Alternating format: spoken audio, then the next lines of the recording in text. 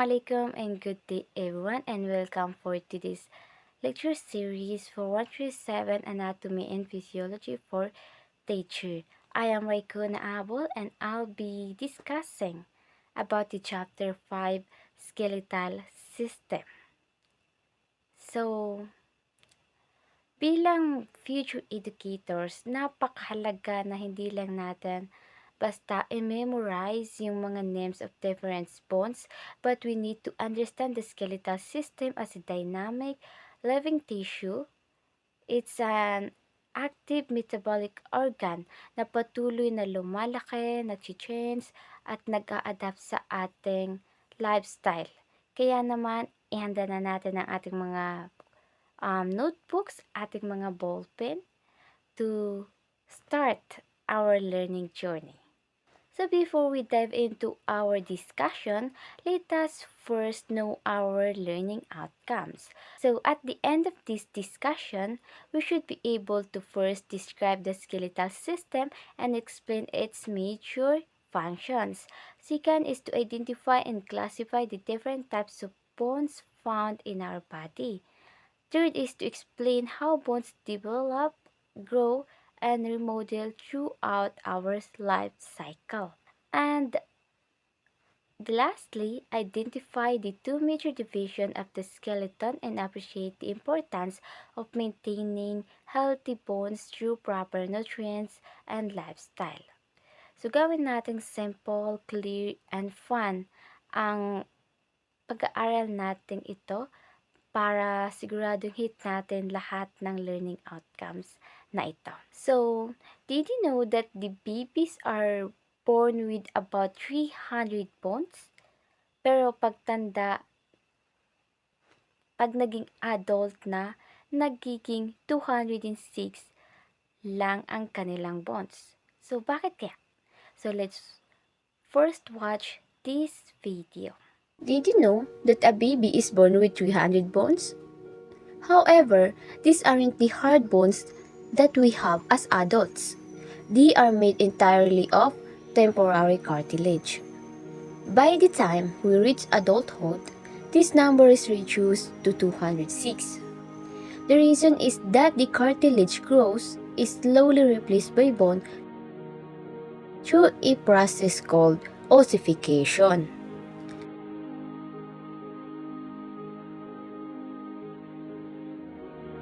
Babies also have bones that are not teeth fused, like those in the skull.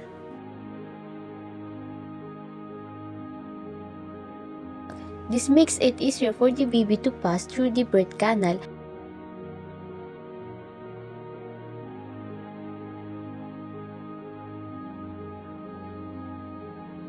and helps allow for rapid brain growth.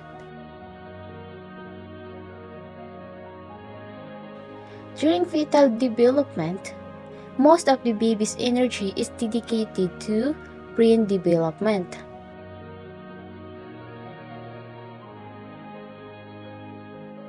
This explains why newborn babies have heads that are large compared to their body. The development of the skeleton is a long process that takes up to 2 decades. In fact, the process will be completed by the age of about 25 years old. Parang medyo kakaiba, di ba? Imbes na mas madagdagan habang lumalaki yung mga bones natin, is nababawasan pa? Why does this happen? Well, the answer is bone fusion. Habang lumalaki ang isang bata, ang mga soft cartilage plates at maliliit na hiwa-hiwang bones tulad sa skulls o sa sacrum ay unti-unting nagsasama-sama o nag-fuse para maging isang matibay or solid na bone. So ito ay para makayanan ng ating skeleton yung bigat, yung stress ng ating katawan habang tumatanda or bilang adult. So let's start with some foundational facts. Ang ating bones tissue is so dense and highly developed na ito ay bumubuo sa halos 18% na timbang ng ating katawan. So kapag sinabi nating skeletal system, hindi lang ito basta mga tuyong bones. It is actually composed of four major components. We have the bones, cartilage, joints, and ligaments. Ang tawag sa branch ng science na nag-aaral sa structure of or function ng skeletal system ay osteology. So, nahahati sa dalawang division ang ating skeletal system. First, we have the axial skeleton. Yang mga color orange, dyan sa slide, yan ang vertical axis ng ating body na sumusuporta e nagpo-protect sa mga internal organs tulad ng skull na nagpo-protect sa ating head. We also have nagpo-protect sa ating leg at sa ating trunk. And next, we have this appendicular skeleton, yung mga color yellow. So, binubuo ito ng mga bones ng ating mga limbs sa braso and sa binti. Pati na rin ang ating mga girdles o mga buto na nakakabit sa kanila patungo sa axial skeleton. So, iisa-isahin din natin yung i-discuss later on. Let us first talk about the major function of our bones. Hindi lang ito passive na support, so napaka-active din ng ating mga buto. First is to support the body. Ito ang nagsisilbing internal framework o haligi ng ating katawan. Kung walang buto, para lang tayong mga jellyfish, no? So, next is to protection of soft organs. Ang ating mga bones ay parang protective helmet or shields. So example, yung skulls, pinaprotektahan niya yung brain, yung ribs para sa heart and lungs, at ang vertebrae naman para sa spinal cord. And next, we have the movement. So, ang ating skeletal muscles ay nakakabit sa mga bones sa pamamagitan ng tendons. So, kapag nag-contract ang muscles, hinihila nila ang mga buto na nagsisilbing mechanical levels para tayo ay makagalaw. And next, we have the storage of minerals and fats. So, sa ating mga bones ay nagsisilbing bank. So, nagsisilbing bank ang ating mga buto ng minerals tulad ng calcium and phosphorus. Aside from that, ang mga internal cavities ng ating bones ay nag-iimbak din ng fats. For instance, kapag kinulang yung katawan mo ng vitamin or calcium, so total may nakastore naman sa ating bones, so magpo-provide muna yung bones natin. Yeah. So, ganun napakalaki yung naitutulong ng mga bones natin. Next, we have the blood cell formation. Ang biological process na ito ay tinatawag na hematopoiesis. Nangyayari ito sa loob ng red marrow cavities ng mga specific bones kung saan ginagawa ang ating red blood cells and white blood cells. Yung mga red blood cells na nagsisirculate sa ating body, yung mga white blood cells na nagpo-prevent sa atin for infection, and sa mga platelets na tumutulong para mapahinto yung pagdurugo kapag nasugatan yung tao. So, next. So, yeah, actually, lahat ng buto sa ating katawan ay binubuo ng two basic types ng tissue na tinatawag nating osseous tissue. Ang first ay ang compact bone. Ito ay napaka-dense, solid, matigas at mukhang makinis at homogeneous sa labas. Ito ang nagbibigay ng mechanical strength sa outer layer ng ating mga bones para hindi sila madaling mabali. So, second is spongy bone o cancellous bone. So, hindi ito malambot tulad ng sponge. Ito actually ay matigas na buto, pero mayroon itong mga parang mga karayom na struts. Lumilikha ng maraming open spaces. Ang mga ah, ang mga ito ay ang mga ito ay napakahalaga dahil doon nakalagay ang ating mga red bone marrow at ginagawa nitong magaan ang ating skeleton para hindi tayo nabibigatan. So next, let's proceed to the classification of bones. Upang mas madaling mapag-aralan yung 206 bones ng tao, kinlasify natin sila or they are classified into their physical shape, no? So, we have first the long bones. Mas mahaba siya kaysa sa pagiging wide niya. Sila ay karaniwang may shaft o katawan at may dalawang dalawang magkabilang ulo, no? Diyan kung napapansin niyo sa picture. Gawa sila sa halos compact bone. So example nito yung mga femur sa hita at humerus sa braso. So we have also the short bones, no? Sila naman yung mga parang cube o kahon na binubuo ng mas maraming sponge bone. Halimbawa nito ay ang mga carpals sa wrist natin or tarsals sa ating ankles. We also have the flat bones. Sila ay manipis, patag at madalas medyo curve. Para silang sandwich, kung saan ang dalawang manipis na layer ng compact bone ay may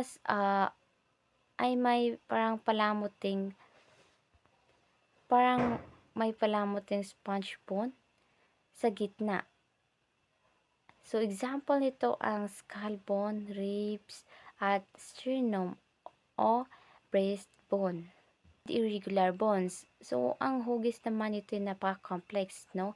Hindi nababagay sa first three categories. So ang pinaka-classic na example nito ay ang vertebrae sa ating likod at ating hip bones. So let's take a look at the gross anatomy of a long bone. So napakalaga nitong pag-aralan dahil marami itong key parts.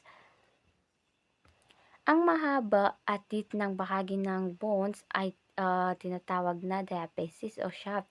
Ito ay gawa sa compact bone para kayanin ang mechanical stress ng ating katawan.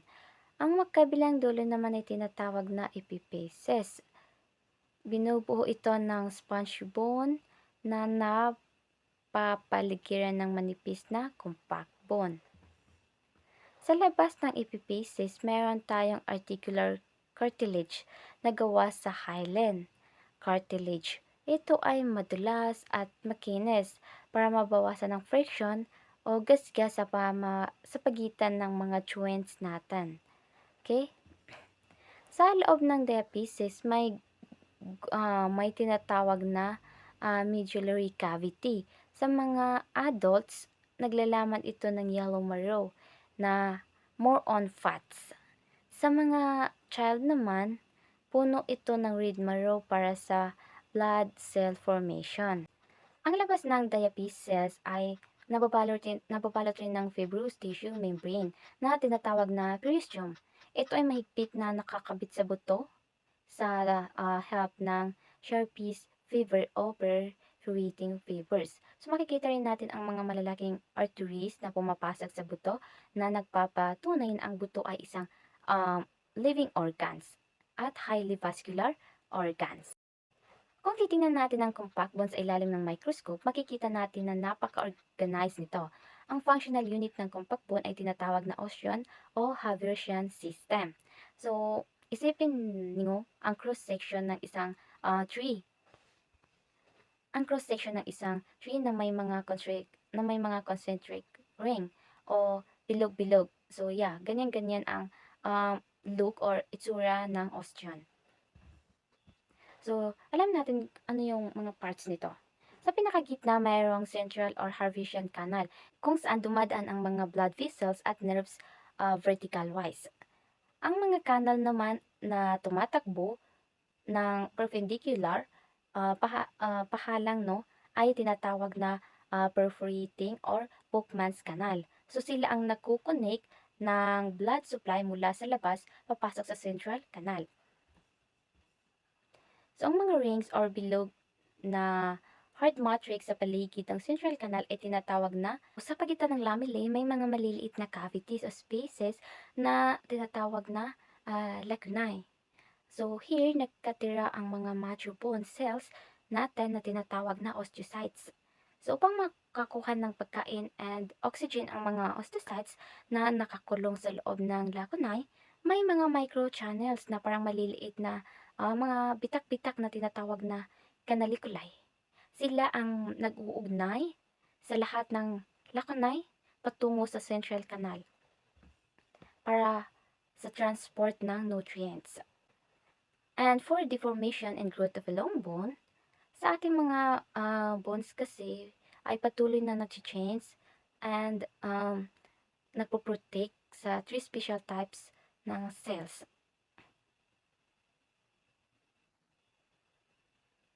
So, ang ating mga bones kasi is patuloy na nag-change and inaalagaan ng three special types ng cells. So, madali lang silang tandaan gamit ang mga mnemonic letters na ito. We have the osteocytes. Ito ang mga mature bone cell. So, ang trabaho nila ay ang pag-maintain ng normal bone metabolism for our everyday activities. We also have the osteoblasts. So, tandaan ang letter B para sa builders. Sila ang mga bone-forming cells. Sila ang nag-secrete ng bone matrix um, para magtayo at magpalaki ng new bones. Habang tayo ay mga bata pa, o kapag nagpapagaling pa ng mga sugat sa buto. Next, we have the osteoclast. So, remember the letter C para sa shearers o crushers. Sila naman ang mga bone-destroying cells. Sila ang nagbo-breakdown ng bone matrix para sa bone remodeling at para mag-release ng calcium sa ating bloodstream. So, kapag kinakailangan ng ating body for the bone remodeling. Dahil sa pagtutulungan ng osteoblast at osteoclast, nagaganap ang bone remodeling. Ito ay very important process para mapanatili ang normal proportion and strength ng ating bones habang lumalaki at nabibigatan na ang ating katawan. So, under Wolff's Law, ang ating mga buto ay nag-a-adapt sa mechanical stress sa mga bahagi kung saan may malalaking muscles na nakahila. So, ang osteoblast ay gagawa ng mas makapal na bone matrix at malalaking bony projections upang mas tumibay ang ating skeleton. So now let's proceed to the fractures and its common types. So actually, sa kabila ng pagiging solid ng ating bones, maaari pa rin silang mabali, no? O magka-fracture. So kapag nalagpasan ang kanilang mechanical limit, meron tayong dalawang classification ng fractures. So, we have this closed or simple fracture. So, these fractures of bone is nananatili lang sa loob at hindi lumalabas sa ating skin. Kaya close ang tawag sa kanya, closed fracture. So, next we have this open or compound fracture. So, open. So, ang matutulis na yung dulo ng nabaling buto ay tumagos or lumagos at sumira sa balat. Kumbaga, lumampas sa balat. Kaya napakadelikado nito dahil napakataas yung risk para sa infection. Here are the other common mechanical types of fractures. We have the comminuted. Naburog na ng mga buto. So, nagkapira-piraso na yung buto. So, karaniwan ito sa mga matatanda na matitigas or malulutong na yung mga buto. Yeah. So, next we have decompression. So, na-crush o napadpad pababa ang buto. So, madalas mangyari sa ating spinal vertebrae kapag bumagsak ng paupo. So, next we have the depress.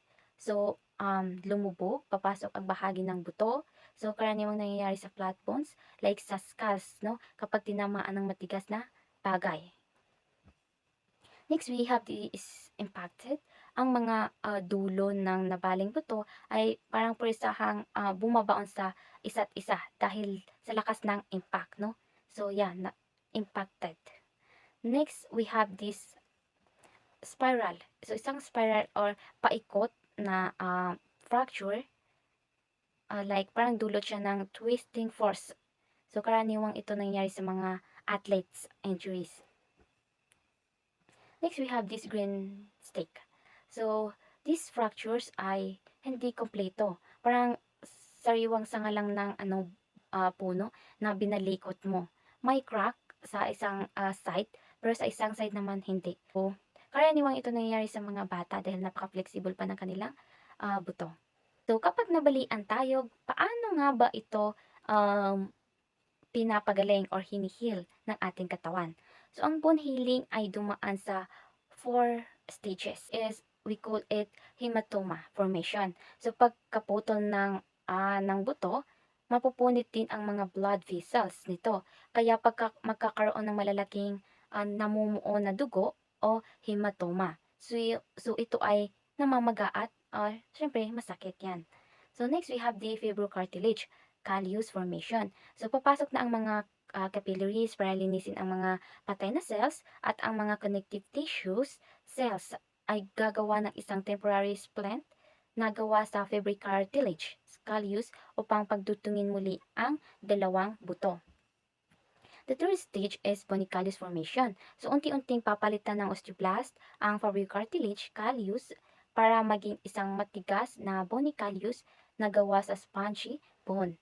So, for the fourth stage, bone remodeling. So, sa loob ng ilang buwan, ang bony callus ay i-remodel ng osteoblast at osteoclast upang ibalik ito sa kanyang original size, para ibalik ito sa kanyang original shape and original na kapal at structural length. So, bago tayo magpatuloy sa ating exoskeleton, panoorin muna natin ang short animated video na ito na nagtatanong, why do children's bones heal so much faster than adult? Let's watch this. Did you know that children's bones heal faster than adult bones? So, have you ever wondered why children seem to recover from broken bones much faster than adults? Although fractures can happen at any age, children's bones have unique features that allow them to heal more quickly and effectively. Bones are living tissues. They are constantly changing through two important processes. First is the bone formation by cell called osteoblast and bone breaking down by osteoclasts. These two processes work together to keep our bones healthy. In children, these bone building activities are much more active because their bodies are still growing. As a result, when a bone breaks, the body can quickly produce new bone tissue and repair the damaged area. Another reason is that children's bones contain more cartilage, especially in the growth plates. These growth plates are areas where bones continue to lengthen as children grow. Over time, cartilage is replaced by solid bone. Because these areas are highly active, healing occurs much faster than in adults. Children also have a thicker and more vascular periosteum. The periosteum is the outer covering of the bone that contains blood vessels and cells that is responsible for the bone repair. Since it is thicker and has a better blood supply in children, it can quickly form a callus, which stabilizes the broken bone and starts the healing process. In contrast, adults have a thinner and less active periosteum. Their bones are no longer growing, so healing mainly depends on bone remodeling, a slower process that replaces old bone with new bone. This is one reason why fractures usually take longer to heal in adults. Children's bones are also more flexible than adult bones. Because of this flexibility, fractures are often less severe. Some minor misalignments can even correct themselves naturally as the child continues to grow, reducing the need for surgery in many cases. However, even though children heal faster, proper medical treatments is still very important. From diagnosis, correct bone alignment, and proper immobilization with a cast or splint help ensure complete healing and reduce the risk of long-term deformities. To summarize, The children's bones heal faster because they are still actively growing, have more cartilage and active growth plates, possesses a thicker and better supplied periosteum, and have a greater ability to remodel and reshape during growth. These special characteristics allow children to recover from fractures more quickly than the adults. So in simple term, skeletal system ng mga bata ay parang isang factory lang, no, na patuloy na gumagawa ng buto everyday. Kaya naman mas mabilis nilang gumagaling or naghi-heal sa anumang injury kaysa sa matanda na nagiging stable na tumitigas na yung kanilang buto. Let's move on sa pangunahing divisions ng ating skeletons. So let's look closely at the axial skeleton. Ang axial skeleton, tulad ng nabanggit ko kanina, ay bumubuo sa longitudinal axis o central na bahagi ng katawan natin. So ito ay nahahati sa tatlong major parts, ang skulls, ang vertebral column, at ang ribcage o bonithorax. So let's study each part. So let's analyze our actual skull diagram, starting with the anterior view hanggang sa harapang bahagi nito. So ang malaking buto sa ating forehead o noo ay ang frontal bone. Sa pagitan ng ating mga mata, makikita natin ang two small na canal bone na bumubuo sa tulay ng ating ilong.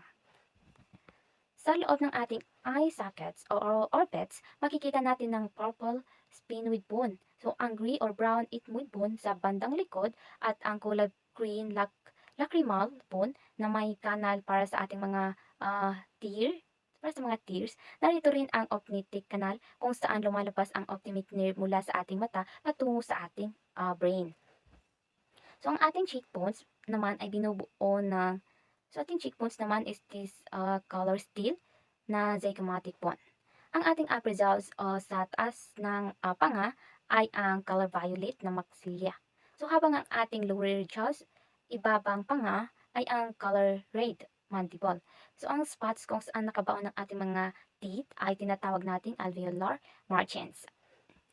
So kung titingnan natin sa loob ng ating ilong, makikita natin ang middle nasal notcha of ethmoid bone at ang inferior nasal notcha sa magkabilang side, pati na rin ang humor, ang manipis at patayong buto sa gitna na nagkahati sa ating nasal cavity. Now let's see this skull lateral view o side profile side profile. Dito natin makikita ang mga mechanical connection o structures at mga processes.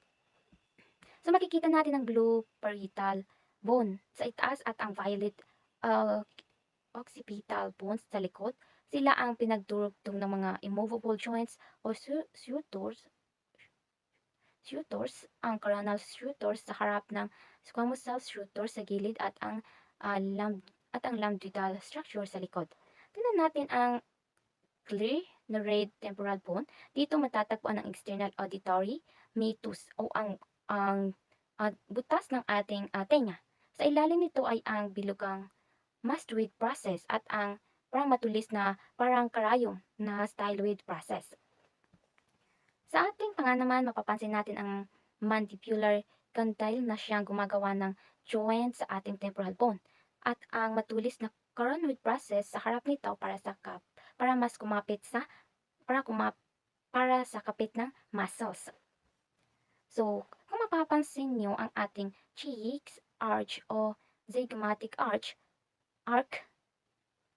kung mapapansin nyo rin ang ating cheek arc o zygomatic arc, ito ay binubuo ng pagsasama ng dalawang processes, ang zygomatic process at temporal bone na lumalabas from the temporal bone, which is this red one, at ang temporal process, zygomatic bone, na nagmumula naman sa zygomatic bone, this green side.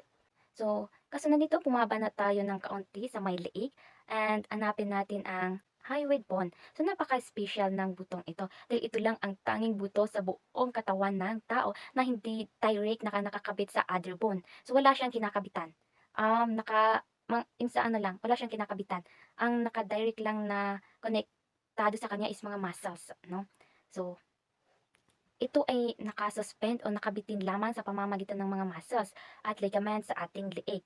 So, ang work nito ay para mag-silbing movable base para sa ating dila, no? At tumutulong sa ating pagsasalita and paglunok ng food, ng water.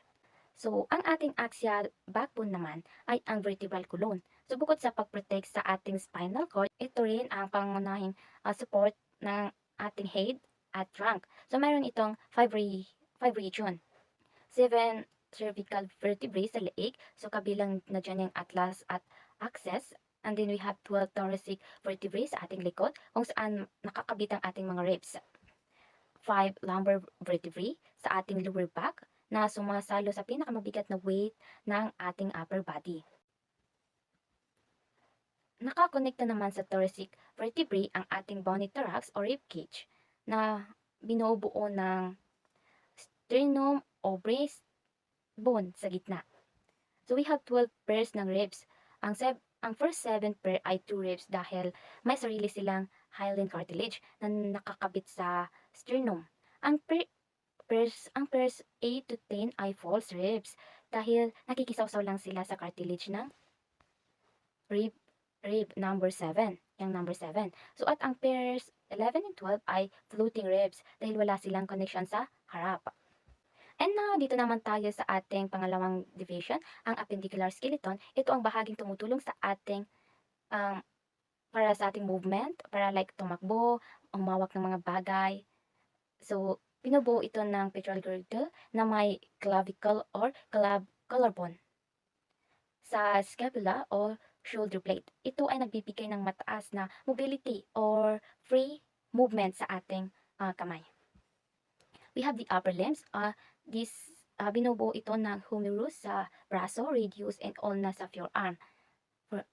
Carpals sa wrist natin. And metacarpals sa ating palad. At itong phalanges, itong phalanges, and itong phalanges, and itong phalanges para sa mga finger natin.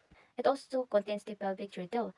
Ang ating malalaki at mabibigat na hip bones, di tulad ng shoulder, ang pelvic girdle ay matatag at sulit upang kayanin ang bigat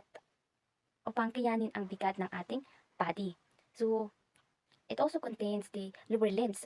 Ito ay binubuo ng femur, ang pinakamahaba at pinakamalakas na bones sa ating body. And also the patella, the kneecap, and the tibia, and fibula. Yan ay matatagpuan sa binti natin. Also the tarsals sa ating ankle, and metatarsals sa ating paa. So, napakarami pang parts ng appendicular skeleton, and that will be discussed by my partner for this chapter, Ma'am Anis. So, kaya dyan muna nagtatapos ang ating comprehensive learning journey about the skeletal system. I hope na mayroon kayong natutunan na maaari niyong ibahagi sa magiging future students nyo sa hinaharap. So, remember po natin that our bones are alive. They take care of us. So, we must take care of them too sa pamamagitan ng tamang nutrition, calcium, at physical activities. Again, I am Raiko Naabol. So, thank you so much for listening.